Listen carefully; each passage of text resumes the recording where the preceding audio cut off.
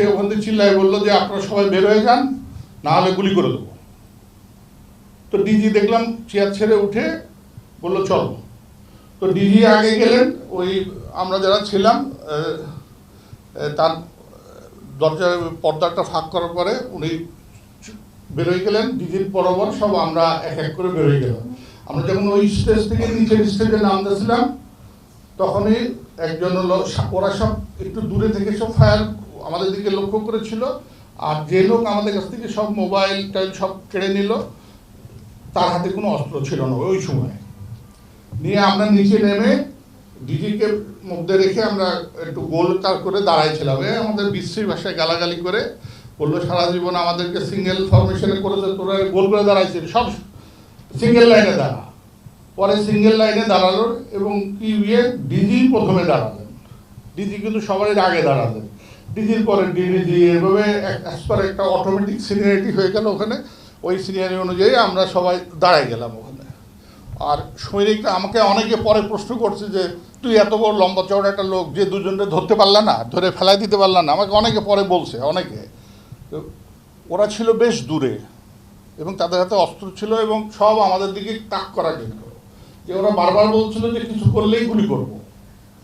তো ওটা ধরার কোনো স্কোপ ছিল না ওই সময়, কারণ আমাদের সাথে অনেক ফাইটারও ছিল, অনেক অনেক ভালো ভালো অফিসার ছিল আমাদের সাথে।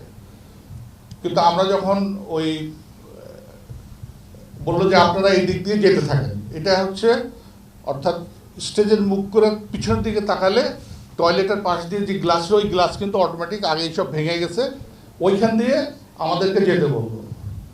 এর মধ্যে সম্ভবত এনসাদ স্যারের কাছে বোধহয় 2টা মোবাইল ছিল, একটা মোবাইল বোধহয় স্যার জমা দিয়েছিলেন আর একটা মোবাইল বোধহয় উনি জমা দেন নাই।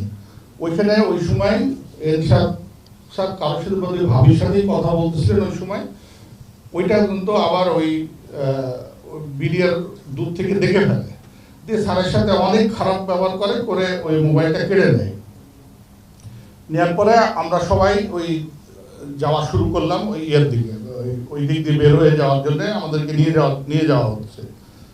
ওরা কিন্তু তখনও আমাদেরকে কেউ গুলি করে নাই, কিন্তু কেউ গুলি করে নাই। এখন আমরা যখন বাইরে বেরোলাম, বাইরেটা হচ্ছে এরকম একটা গ্লাস বের হওয়ার পর একটু বারান্দার পরে নিচে নামতে হয়।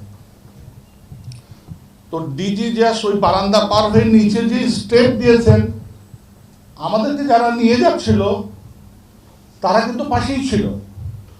ওই পাশে আর একটা ওই দেবদারু গাছ লাগানোর একটা গাছের একটা পোর্চ ছিল উঁচু করা, ওখান থেকে 4 জন সৈনিক, এরা কারা আমি এখন পর্যন্ত জানি না, বাট পরবর্তীতে আমাকে কয়েকজনের নাম দিয়ে বলেছিল যে আমি যেন ওই নামগুলো বলে সই করি। আমি কিন্তু নাম সই করিনি, কারণ ওই 4 জনই যে ওখানে ছিল আমি ঠিক জানি না, কারণ তাদের হেলমেট পরা এসে ডিজিকে প্রথমেই গুলি করে। 2টা গুলি বুকে লাগার সাথে সাথে ডিজি কিন্তু ডান দিকে হেলে পড়ে যান, পরে আরও 2টো গুলি ওনার গায়ে লাগে, উনি পড়ে নেন। এই সময় আমরা যারা লাইনে ছিলাম সবাই ওনার দিকে যাওয়ার চেষ্টা করলে একটা হুলস্থুল কারবার শুরু গেল, ওরা অটোমেটিক ব্রাশ ফায়ার শুরু করলো। এই সময় ওই অফিসার যে দিকে ছিল, আমরা যে 12-14 জন অফিসার ছিলাম সবাই যে আপনার পার্সে চলে গেছে। ওই সময় একটা বুলেট, এটা কি সরাসরি আমার গায়ে লেগেছে কিনা আমি বলতে পারবো না, বা রিকোশেট করে এসে লাগছে কিনা এটাও বলতে পারবো না। আমার এখানে প্রচণ্ড জোরে লাগলো, লাগার পরে হাতে দেখলাম যে রক্ত বেরোচ্ছে। ওই সময় আমি শুধু খেয়াল করলাম যে এটা কি ভেতরে ঢুকছে নাকি বের হয়ে গেছে। আমি হাত দিয়ে দেখলাম যে না, এটা ভেতরে ঢোকে নাই, এটা পাশ দিয়ে বের হয়ে গেছে। ওই সব চিন্তা বাদ দিয়ে আমিও ওই সব অফিসারই তখন শুয়ে পড়ছে, আমিও শুয়ে পড়ে যে সামনে তাকাইছি, সামনে তাকালে দেখলাম যে ওই টয়লেটের গেটটা সামান্য খোলা, মানে প্রথমে হাত ধোয়ার জায়গা, তারপরে ইউরিনের পরে টয়লেট। তো আমি ওই ক্রলিং করে বেসিনটা পার হয়ে ওই পাশে যে ইউরিনাল আছে, ইউরিনালের পাশে যে ওই ইউরিনের পাশে এরকম লম্বা লম্বা ওয়াল ছিল, ওই বুক লেভেলের, আপনারা জানেন তো যে ইউরিনাল নর্মাল থাকে, ওইটার পাশে যে আমি শেল্টার নিলাম। বাট আমাকে ফলো করে আর কোনো অফিসার কিন্তু ঢোকে নাই ওখানে, তো আমরা অনেকে ছিলাম। ওখানে কিছুক্ষণ বসে থেকে আমি তখন দেখতেছি একটা মানে অসম্ভব চিল্লা চিল্লি ফায়ারিং, মানে অসম্ভব শব্দ। এবং ওই সময় যে ফায়ারিং করে যারা ওই অফিসার আমরা সবাই ছিলাম তাদেরকে সবাই বুঝে ওই সময় ওই গোলাগুলিতে সব মারা গেছে এবং তাদের মুখে চিল্লানি কাজ ছিলেন আমি ঠিক বুঝতে পারছিলাম, সবাই বলে মরে গেলাম গো বাঁচাও গো, অনেক চিল্লাচিল্লি শোনা যাচ্ছে। কারণ ওয়াল তো একটা 5 ইঞ্চির একটা ওয়াল মাত্র, আমি 5 ইঞ্চি ওয়ালের এই পাশে আমি ওখানে বসে আছি। বসে থাকতে আমার হঠাৎ মনে হলো যে আমি হলো ওই টয়লেটের ভিতর ঢুকে যাই। তো টয়লেটের ভিতর ঢুকে আমি কমোডের পাশে বসলাম, দরজাটা ভুলবশত আমি লাগিয়ে দিয়েছিলাম। দিয়ে বসার পরে তখন দেখলাম যে জোহরের আজান পড়তেছে। এদিকে কিন্তু আমি শুনতেছি ডিজিকে মেরে ফেলছে, ডিডিজিকে মেরে ফেলছে, অনেক কথা শুনতেছি আমি। এর মধ্যেই আমি হঠাৎ শব্দ পেলাম যে ভেতরে লোক ঢুকছে, সৈনিকরা ঢুকছে। ঢুকে হঠাৎ তারা জিজ্ঞেস থেকে এই টয়লেটটা তো বন্ধ, দেখতো ভেতরে কেউ আছে কিনা। আপনারা দেখবেন দরবার হলের টয়লেটটা কিন্তু উপর পর্যন্ত ওয়াল না, ওইটা কিছু দূর ওয়ালের পরে উপরে উঠা যায়, খালি ওপেন এটা। তো হঠাৎ একটা সৈনিক ওই ওয়ালে উঠে ও আমাকে ভেতরে দেখতে পাচ্ছে, দেখে বলে এর ভেতর তো একজন আছে। আমি তখন ওকে অনেক অনুনয় বিনয় করছি, এখন খারাপ লাগে, বলছিলাম যে ভাই আমি অন্যায় করিনি, আমাকে মেরো না, অনেক অনুনয় বিনয় করেছি।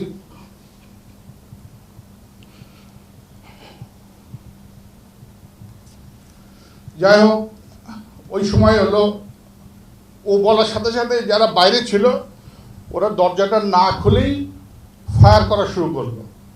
আর যেহেতু টয়লেটটা খুব ছোট, আমি দেখতে পাচ্ছি যে গুলিগুলো জাস্ট আমার নাকের সামনে দিয়ে যাচ্ছে। কারণ আমি তো টয়লেটের পাশে বসে, আর টয়লেটের এই সামনে এই জায়গাটায় দরজা, এই জায়গাটায় টয়লেট মানে ওই কমোডের কোনায় আমি বসে আছি। তো ফায়ারগুলো সব আমার নাক বরাবর যাচ্ছে। আমি যত চেষ্টা করতেছি, ওয়াল তো আর সরানো যায় না, বাট আমি চেষ্টা করছি ওয়ালের সাথে যেন আমি মিশে যেতে পারি, যেন গুলিটা আমার গায়ে না লাগে। এরপরে শেষের গুলিটা আমাদের 7 রাউন্ড করেছিল, ওই দরজাটা আমার কাছে এখনো আছে। ওই শেষের গুলিটা ওই যেখানে পানির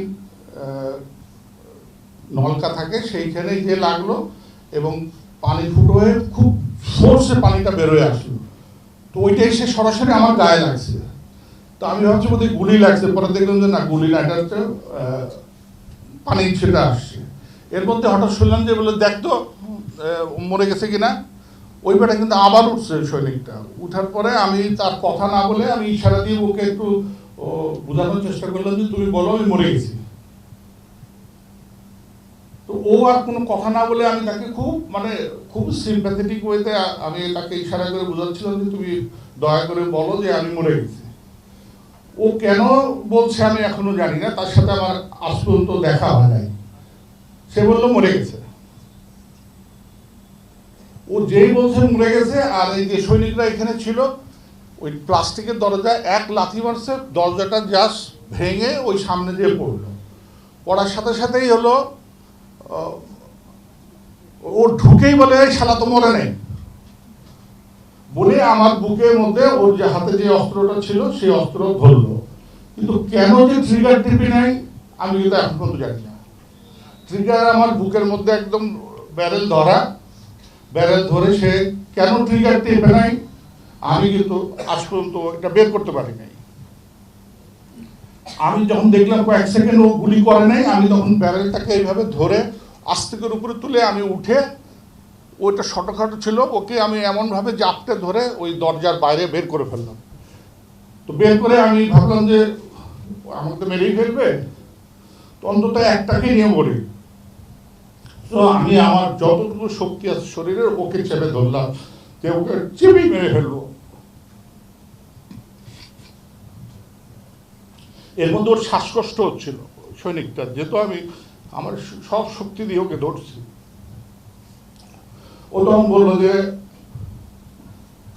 আমাকে ছেড়ে দেন, আপনাকে মারবো না। এই প্রথম বললো যে আপনাকে মারবো না, আপনি আমাকে ছেড়ে দেন। আমি কিন্তু ওর কথা শুনতেছি না, আমি যত পাচ্ছি ওকে আরো চাপ দিচ্ছি যেন মারা যায়। কিন্তু ওর পিছনে আরো 2 জন সৈনিক ছিল। ওরা তখন বলতো যে এই ছেড়ে দেন, আমি তোকে গুলি করতেছে। তো আমি দেখলাম যে ও তো ইচ্ছা করলে 2 পাশে এসে আমাকে গুলি করলে তো আমি মারাই যাব। তো তখন আই লুজেন মাই হ্যান্ড, আমি হাতটা ছেড়ে দিলাম। তখন ওই যাকে ধরেছিলাম সে আমাকে বললো যে স্যার আপনাকে মারবো না, আপনাকে কোটাগারে নিয়ে যাবো, বেরোয় আসেন বলে আমাকে হাত উপরে তুলে আমি যে দিক দিয়ে ঢুকেছিলাম সেদিক দিয়ে টয়লেট থেকে বের করলো। বেরোয় আমি প্রথমেই ডান দিকে তাকালাম, কারণ আমি জানতাম যে দিদিকে ওই জায়গায় দিদির লাশটা পড়েছিল, যখন ওনাকে মারে ওখানে পড়েছিল। আমি তাকায় দেখলাম দিদির ডেড বডি ওখানেই পড়ে আছে। বাঁয়ে তাকায় দেখলাম যে আমার কয়েকজন পরিচিত ডেড বডি আমার সামনে একদম যেখানে দাঁড়াইছি তার নিচেও পড়ে আছে। ওখানে এরশাদ স্যারের ডেড বডি ছিল, মুশিউরের ডেড বডি ছিল, আরো আমি যাদের ছিলি সব ওখানে পড়ে রয়েছে।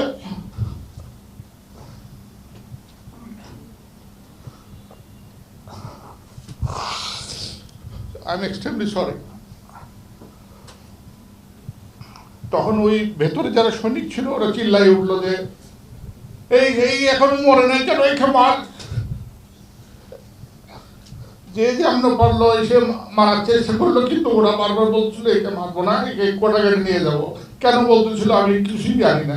তখন আমাকে পিছন এই দিক দিয়ে না বের করে পিছন দিয়ে ওই স্টেজের দিকে আবার নিয়ে গেল। তো স্টেজের দিকে যে দেখলাম দূরে দূরে অনেক ডেড বডি পড়ে আছে, সবগুলো মুখ থুবড়ে পড়ে আছে বলে আমি চিনতে পারলাম না এরা কারা। তো অবশ্যই ওগুলো অফিসারদেরই ডেড বডি হবে, বাট আমি ওই যেহেতু উল্টা দিক হয়েছিল আমি চিনতে পারি। তো আমাকে বললো যে নিচে তাকাবি না, উপরের দিকে তাকায় এই দিক দিয়ে যেতে থাক। তো আমি ওই দিক দিয়ে যাচ্ছি। আপনারা কি খুব বোর হচ্ছেন? তারপরে আমি ওই দিক দিয়ে যে ওইখানে আরেকটা টয়লেট ছিল, ওই টয়লেটের মধ্যে ঢুকে আমাকে বললো ওই যে প্রথম সৈনিকটা যে পালাই গেছিল না, বললাম যে পালাই গেছে, ও যে গ্লাস ভেঙে পালাই গেছে সেই গ্লাসের ভেতর দিয়ে আমাকে ঢুকে বললো তুই এদিক দিয়ে বেরো। তো আমি প্রথমে বেরোলাম, আবার আমার সাথে সাথে ওরাও বের হলো। বেরোই দেখলাম যে ওই মাঠটা, যে মাঠে ওরা গুলি করতেছিল ওই গুলির সাথেই মাঠটা একদম, ওই মাঠ দিয়ে আমাকে নিয়ে ওই কোটাগারে নিয়ে যাবে। তো ওই কোটাগারের রোডটা আমি চিনি, তো আমাকে আমি নিয়ে যাচ্ছিল। ওই কিছু দূর যাওয়ার পরে দেখি একটা গ্রুপ এসে ওদেরকে আটকালো, আটকায় বললো যে এই কে কোথায় নিয়ে যাচ্ছ, এটা কে, এই এখনো মরে নাই কেন, এই কেন বেঁচে আছে কে? বলে এটা অফিসার, এখনো মরে নাই, কেন মরে নাই জানি না, বাট একে নিয়ে যাচ্ছি হলো ইয়েতে নিয়ে যাচ্ছি, ওই কোটাগারে নিয়ে যাচ্ছি। বলে না রাখ, একেই মারবো এখানে। এই বলেছে আমার দিকে আগে এসে অস্ত্র আবার বুকের মধ্যে ধরলো, ধরে কিছুক্ষণ বললো এই কলেমা পর, তোর এখন মারবো। আমি তো দোয়া দৌড় পড়তেছি।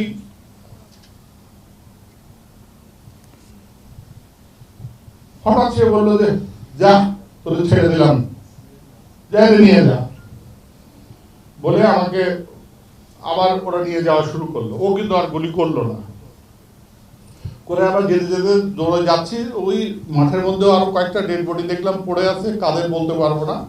এই করে ওই যে আমাদের যে রাইফেল ব্যাটালিয়ন ছিল যেটা, সেখান দিয়ে গিয়ে আমি যখন ওই রোডে মাঝে মাঝে আসছি, ওখানে দেখলাম যে একটা পিক আপ এলএনজি নিয়ে দাঁড়ায় আছে। ওরাও সেম বললো যে একে নিয়ে যাওয়া যাবে না, এই তোরা সর, ওকে গুলি করবো। ওরা যবে বলতেছে না, ওই দরবার হল থেকে বলছে কোটাঘাটে নিয়ে যেতে, বলে না কোটাঘাটে যাবে না, একে এখানেই মারবো। এর মধ্যে দেখলাম একজন সৈনিক আমার কাছে মাথায়, ও অবশ্য মোটরসাইকেলে হেলমেট পরা ছিল লাল রঙের, মুখে বুলেট উপর জোর, আর একটা বড় হাতুড়ি নিয়ে আমার দিকে আগায় আসতেছে। তো ওর আগানো দেখে আমি যখন ভাবতেছিল এই বুঝে তাহলে হাতুড়ি দিয়ে আমাকে মারবে মনে হয়। তো আমি আল্লাহ কাছে বলছি, আল্লাহ তুই আমার গুলি করে মারো, ওই হাতুড়ি দিয়ে যেন আমাকে না পিটায়। ওই সৈনিকটা দেখলাম আমার সামনে এসে হঠাৎ করে এসে বললো যে স্যার আমি আপনাকে চিনি, কিন্তু আপনাকে এখান থেকে বাঁচাবো কেমন করে? আমি প্রথমে ওর কথা বিশ্বাস করতেছিলাম না। আমি তো ওকে চিনতে পারছি না, যেহেতু হেলমেটের মধ্যে আছে আমি চিনি না। পরবর্তীতে আমি জানছি ও হচ্ছে সিপাহী নজরুল, আমার সাথে কোনোদিন চাকরিও করে নাই, বাট সে ছিল ওই আরপি ছিল, রেজিমেন্টাল পুলিশ। তো ওই গেট দিয়ে গেলে পরে মাঝে মাঝে হাই হ্যালো হয়েছে, এছাড়া তার সাথে আমার তেমন কোনো পরিচয় নেই। তো সে আমাকে, আমি তাকে বললাম তুমি আমাকে কোনো রকমে গেটের বাইরে পার করে দাও। বললো স্যার এটা সম্ভব না, এখানে গেলে আপনাকেও মেরে ফেলবে আমাকেও মেরে ফেলবে। পরে সে আমাকে ওই ধাক্কা মেরে নিচে ফেলাই দিয়ে ওদেরকে বলে যা তোরা যা, আমি একে ব্যবস্থা করতেছি বলে আমাকে টেনে ওই পাশে যে বিল্ডিং ছিল ওই বিল্ডিং এর মধ্যে ঢুকালো। ওইটাই ছিল রাইফেল ব্যাটালিয়নের সিওর অফিস। ওর ভিতরে ঢুকায় বললো চলেন আপনাকে স্যার উপরে নিয়ে যায়। তো উপরে যখন ওখানে কিন্তু ডিএডি তৈরিদের অফিস ছিল নিচতলায়, ডান দিকে যখন যাই তখন দেখতেছিলাম যে তার আগেই ওদের ডেড বডি সবখান থেকে নামিয়েছে, সব ব্লাডগুলো তখন শুকায় নেই, কাঁচা ব্লাড। ওই যে লাশ টানলে আপনার ব্লাডগুলো সিঁড়িতে দাগ থাকে না, ওই ব্লাডগুলো তখনও কাঁচা আছে। তো আমি আর উপরে ওঠার সাহস করতেছি না, কারণ আমার কাছে তখন মনে হলো ওদের উপরে নিয়ে যেয়ে মারবে মনে হয়। এর আগের ডেড বডিগুলো বের করে ফেলছে, এখন বোধহয় আমাকে মারবে। তো আমি আর সিঁড়িতে পা দিচ্ছি না। তো ও আমাকে বললো যে স্যার উঠছেন না কেন, উঠে আসেন। তো বাধ্য হয়ে আবার ওর কথা শুনে উপরে উঠলাম। তো আমি উপরে উঠে তাকায় দেখলাম যে ওই রাইফেল ব্যাটালিয়ন সিওর অফিস থেকেই ডেড বডিগুলো বের হয়েছে, একদম ওই ব্লাডের দাগগুলো সব আছে। তার মানে ওখানেই কোনো অফিসার ছিল, তাকে মারছে। মেরে আমাকে উপরে 4 তলায় নিয়ে গেল। ওইখানে কিন্তু আমি কোনোদিন যাইনি। ওখানে পর যে দেখলাম অনেক স্টোর, ওইখানে নিয়ে যাওয়ার পর প্রথমে একবার বলতো আপনি ছাদে চলে যান। তো ছাদে কিন্তু অনেক সৈনিক ছিল, বললেন আমি ছাদে যাবো না। তখন ওখানে একটা টয়লেটে নিয়ে গেল। টয়লেটে প্রথমে ঢুকতেই একটা বেসিন ছিল, বেসিনের পরেই টয়লেট। বললো ও কিন্তু ওই টয়লেটটা ঢোকে নাই, তার আগেই বললো যে আপনি ভেতরে ঢোকেন। তারপরে হলো ও চলে গেল।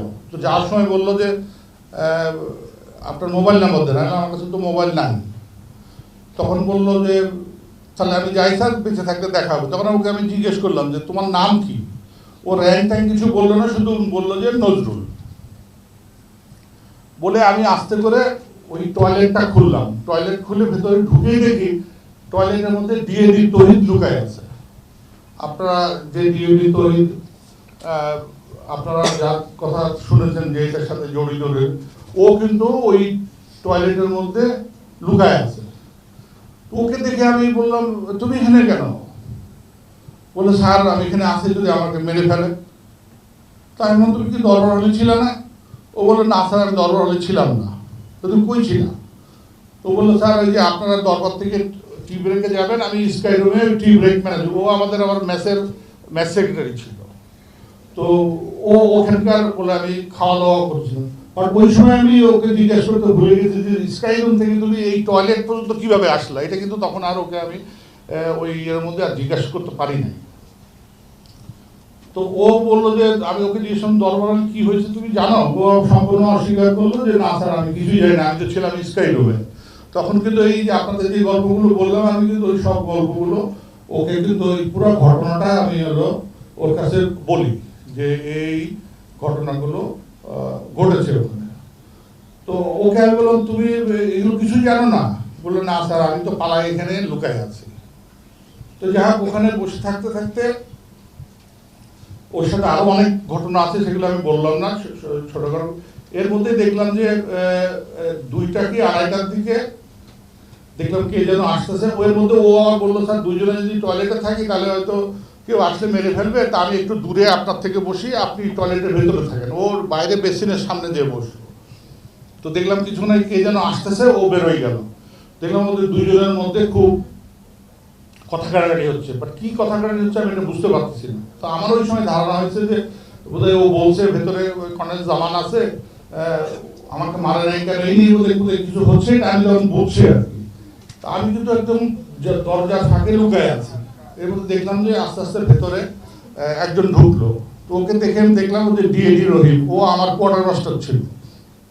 আমি যখন সিগন্যাল সেক্টর কমান্ডার ছিলাম তখন হচ্ছে সে আমার কোয়ার্টার মাস্টার ছিল। তো ও আমাকে এসে স্যালুট করে বললো যে স্যার আমরা এখন যাচ্ছি, আমাদের জন্য দোয়া করেন। তো আমি জিজ্ঞেস কোথায় যাচ্ছ?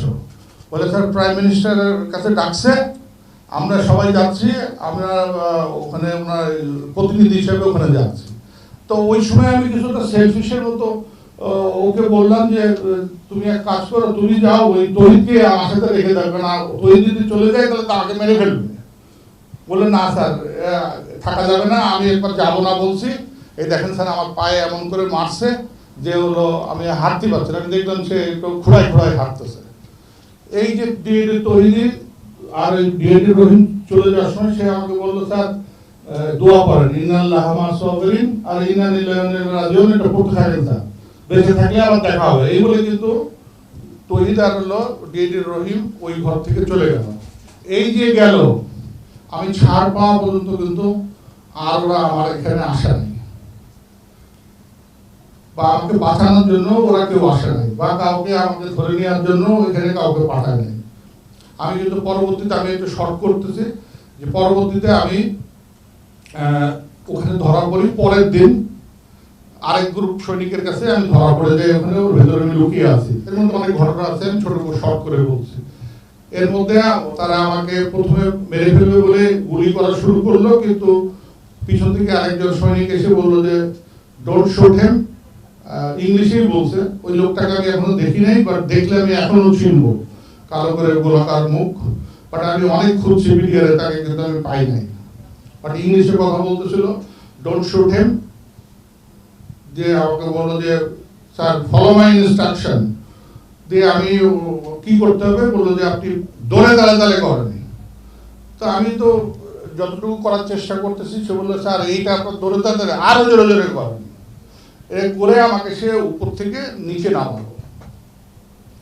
নিচে নামার পরে আমি যখন রাস্তার কাছে আসছি, তখন দেখি যে হলো সব সৈনিক ভরা, আর একটা পিক আপ দাঁড়ানো আছে। আর আমাকে দেখার পরে মনে হলো যে মৌমাছির মতো সব দৌড়ায় আসলো যে এই সারা এখনো মরে নাই কেন।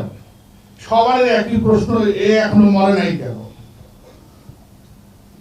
যাক, এর মধ্যে আমি একদম নিথর হয়ে আছি, আমি আর কিছু বলছিও না, কথা কোনো কিছু বলছি না। সব বলার পরে আমি যখন হঠাৎ পিক আপের দিকে তাকাই, দেখি আমার যে আমি যখন সিগন্যাল সেক্টর কমান্ডার ছিল, আমার যে ড্রাইভার সিপাহী আজাদ ওই গাড়ির মধ্যে বসা। তো আমি ওর দিকে এমন ভাবে তাকাইছি যে যে ছেলেটাকে আমি এত উপকার করছি এই গাড়িতে, এবং কিচ্ছু বলছে না কিন্তু যে আমার স্যারকে মানিস না বা কিচ্ছু বলছে না। যাক, এটা বলে আল্লাহরই রহমত। হঠাৎ দেখলাম যে ও ওখান থেকে বললো যে এই স্যারকে কেউ তোরা মারবি না, কিন্তু সে গাড়ি থেকে নামলো না, গাড়ি থেকেই বলতেছিল। এর মধ্যে আমাকে বললো যে এই নিয়ে চল, কটা গাড়ি নিয়ে চল। কিছু তো নিয়ে যাচ্ছে, ধাক্কা মেরে মেরে নিয়ে যাচ্ছে। আমি বলছি আমি তো যাচ্ছি, তোমাদের ধাক্কা মারতে হবে না, আমি যাচ্ছি। আমার কে যেন বললে গাড়িতে তোল, বলে আমার ঘোরালো, আমার গাড়িটা ছিল বলে সারা অনেক পাদর চলছে, সারাকে লাখটাই নিয়ে যায়। আবার আমাকে ঠেলে ওটার দিকে নিয়ে যাওয়া শুরু করলো। এই কিছুদূর যাওয়ার পরে 44 রাইফেল ব্যাটালিয়নের সৈনিক লাইনের সামনে কতগুলো কাঁঠাল গাছ আছে, কাঁঠাল গাছের সামনে একটা ঢুকার জায়গা আছে। ওই জায়গার পরে আরেকটা গ্রুপ ধরলো, আরেকটা গ্রুপ ধরে বললো যে একে নিয়ে যাওয়ার দরকার নেই, একে এখানেই মারবো। এখন যে কজন আমাকে নিয়ে যাচ্ছিল তারা বললো যে না, একে কটা গাড়ি নিয়ে যেতে বলছে। কে বলছে? ওই সময় কিন্তু কোনো লিডারশিপ ছিল না, কে কি কারে কি অর্ডার দিচ্ছে কোনো খবর নাই। এর পরবর্তীতে ওরা, আমি ওদেরকে বললাম যে তোমরা বললাম কটা গাড়ি নিয়ে যাবে, এখন তো এরা বলতেছে মেরে ফেলবে। বলে স্যার কি করবো, এটা তো কথা শুনছে না। দিয়ে স্যার ওরা, এর মধ্যে দেখলাম ওই পিক আপটা যে ছিল দাঁড়ানো, ওই পিক আপটা এসে 44 রাইফেল ব্যাটালিয়নের সৈনিক সামনে নামলো। আমার ওই যে ড্রাইভারটা দৌড়াই এখন আসলো আমার সামনে। আমার সামনে যে সে এরা দাঁড়াই দিয়ে বললো যে এই স্যারকে কেউ মারবি না বলে সে আমাকে ধরে এখন ওদের কাছ থেকে ওই আমার ড্রাইভার নিয়ে নিল, নিয়ে আমাকে ওই কাঁঠাল বাগানের ভেতর দিয়ে ওই কোয়ার্টারঘাটে যাওয়ার শর্টকাট রাস্তা ছিল, ওখান দিয়ে আমার নিয়ে যেত। এই যে যখন আমি যাচ্ছি এই মুহূর্তে হঠাৎ একটা সৈনিক দৌড়ায় এসে তার ওই স্টিলের হেলমেট দিয়ে এমন জোরে আমাকে এখানে হিট করলো যে আমি টলের নিচে পড়ে গেলাম। ওই আমার ড্রাইভার তাড়াতাড়ি তুলে বললে, স্যার খুব বেশি লাগছে। আমি তখন মাথা আমার ঘুরছে, আমাকে বললো স্যার যেতে পারবেন আপনি কোয়ার্টারঘাট? তা আমি বললাম যে আমাকে একটু ধরো, আমি তাহলে যেতে পারবো। ও ধরলো, আমি ওই ওর সাথেই দৌড়ে দৌড়ে কোয়ার্টারঘাটে গেলাম। কোয়ার্টারঘাটে যাওয়ার পরে আমাকে আমার কাছে যা যা ছিল, ওই মোবাইল নেওয়ার পরে মানি ব্যাগ আর যা যা ছিল সব ওখানে নিয়ে আমাকে প্রথমে একদম কর্নারে কোয়ার্টারঘাটে ঢোকালো। ওই কোয়ার্টারঘাটের যে ঢুকে দেখলাম আমার অনেক পরিচিত ভাবি টাবি, ওই এলাই ভাবি ছিল, আর অনেকেই ওই কোয়ার্টারঘাটের মধ্যে ভর্তি সবাই ছিল। তো আমাকে ছেড়ে দিতে হবে তো জায়গাটা, এটার পরে আমি ওই কুনায় ভাবিরা তাড়াতাড়ি আমাকে কুনায় বসায়, ভাবিরা কেউ কেউ আমাকে একটু বাতাস করার চেষ্টা করেন। আমি তখন খুব ঘামতেছিলাম। কিছুর পরে আমাকে ওখান থেকে আবার বের করে আরেকটা জায়গায় নিয়ে যায়। ওখানে নিয়ে যাওয়ার পরে ওখানে আমার অনেক আঙ্কেল ছিল। আমি যে আঙ্কেলরা জিজ্ঞেস করতেছিল যে আমার আব্বার কে, আমি কিন্তু বলতে পারি নাই তাদেরকে তোমার আব্বার আমি ডেড বডি দেখেছি। আমি কিছুই বলি নাই। অনেকে আমার উপর রাগ করবে সে আঙ্কেল, যে আঙ্কেল জানে কিন্তু আঙ্কেল বলে নাই। আমি কি করে বলবো বল যে ওর আব্বার আমি ডেড বডি দেখেছি? আমি বলি নাই ওই সময় কোয়ার্টারঘাটের মধ্যে। যাই হোক এইভাবে করে শেষের মধ্যে আরো অনেক ঘটনা আছে। করার পরে শেষে বিকালে 4টা সাড়ে 4টার দিকে ওই এর মধ্যে আমি এলাই ভাবি সহ আরো অনেককে যারা হচ্ছে বলছেন আমার পরিবার কোথায়, আমার পরিবারকে কিন্তু আমি ওখানে খুঁজে পাই নাই। তো অনেকে বললো স্যার হয়তো মেরে ফেলছে অথবা কিছু একটা হয়েছে। তা আমি কিন্তু ওই কোয়ার্টারঘাটে সব ফ্যামিলি ছিল, আমি আমার পরিবারের কাউকে পাই নাই। তারপরে যা হোক আমরা পরে বিকালে দিকে বেরোলাম। বেরোনোর পরে আমরা আমাকে সরাসরি মিরপুরে নিয়ে গেল। তারপরে তারপরে অনেক ঘটনা আছে।